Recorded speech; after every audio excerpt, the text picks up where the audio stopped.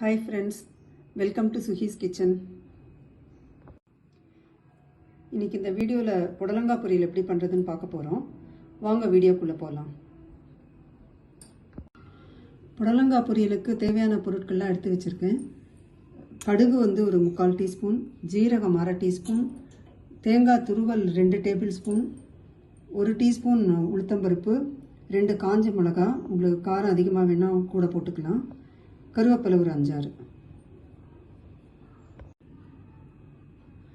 பாசிப்பருப்பு ஒரு 15 கிராம் அளவு எடுத்துட்டுருக்கேன், ஒரு கைப்பிடி அளவு. அது வெந்நீரில் ஊற வச்சுருக்கேன். ஒரு 10-15 நிமிஷம் ஊறணும் வெந்நீரில். இன்றைக்கி புடலங்காய் பொரியல் செய்கிறதுக்கு 350 கிராம் புடலங்காய் எடுத்துட்டுருக்கேன். அதை நல்லா வாஷ் பண்ணிவிட்டு இந்த அளவுக்கு, இந்த சைஸ்க்கு கட் பண்ணி வச்சுட்டுருக்கேன்.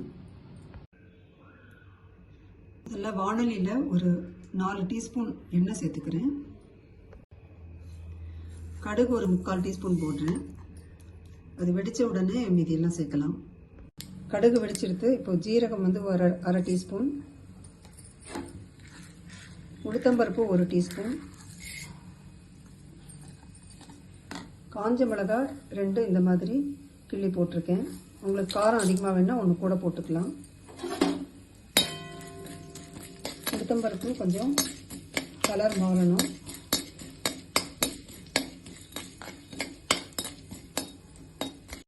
அடுப்பை மீடியம் ஃப்ளேமில் தான் வச்சுருக்கேன். இந்த மாதிரி பொன்னிறமாக ஆனப்புறம் அதில் கருவேப்பிலை சேர்த்துடலாம். ஒரு 5-6 கருவேப்பிலையை கிள்ளி போட்டுருக்கேன்.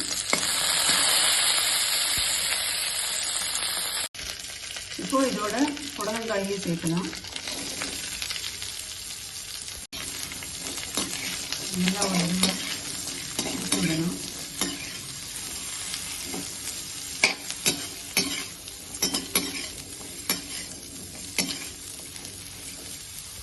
இதில் 100 ml தண்ணி சேர்க்குறேன்.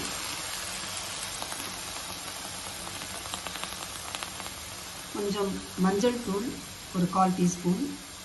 இதுக்கு தேவையான அளவு உப்பு சேர்க்குறேன். ஒரு 3/4 டீஸ்பூன் சேர்க்குறேன்.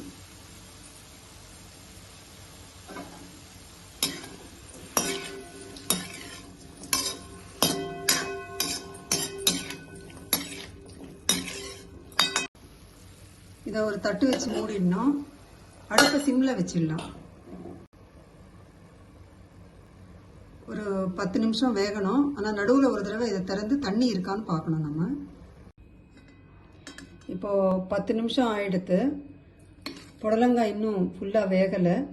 இப்போ இந்த ஊற வச்சிருக்கிற பாசிப்பருப்பையும் இதோடு சேர்த்து கொஞ்சம் தண்ணி தெளித்து மூடி வைக்கணும்.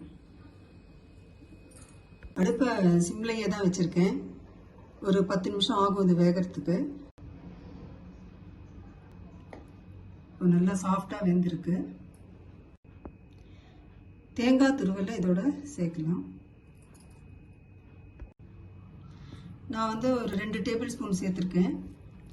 இன்னும் கொஞ்சம் அதிகமாக வேணும்னாலும் சேர்த்துக்கலாம். தேங்காய் அதிகமாக சேர்த்துக்கனால நல்லா டேஸ்டாக இருக்கும். இதை இப்படி கொஞ்சம் கலரி விட்டுட்டு ஸ்டவ் ஆஃப் பண்ணிடலாம்.